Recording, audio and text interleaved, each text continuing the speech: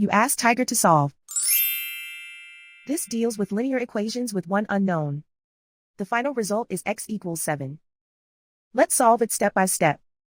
Simplify the expression. Simplify the arithmetic. Group all constants on the right side of the equation. Subtract 96 from both sides. Simplify the arithmetic.